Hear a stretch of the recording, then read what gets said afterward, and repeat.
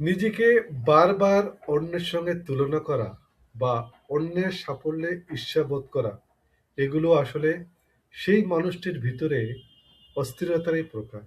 এর মানে এই নয় যে সে খারাপ মানুষ, বরং সে নিজের অবস্থান, সক্ষমতা বা অর্জন নিয়ে ভিতরে ভিতরে অনিশ্চয়তায় ভুগছে।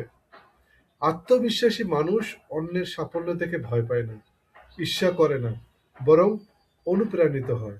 কারণ সে জানে সবার পথ আলাদা, সময় আলাদা, সক্ষমতাও আলাদা। নিজেকে নিয়ে সন্তুষ্ট হওয়া মানে থেমে যাওয়া নয়, বরং নিজের উন্নতির দিকে মনোযোগ দেয়া।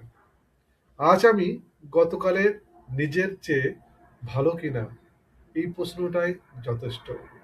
অন্যের সাফল্য আমার ব্যর্থতার প্রমাণ নয়। নিজের শক্তি চিনুন, নিজের গতিতে চলুন। আত্মবিশ্বাস তুলনায় আসে না, আসে আত্মপরিচয় আর আত্মসম্মান থেকে।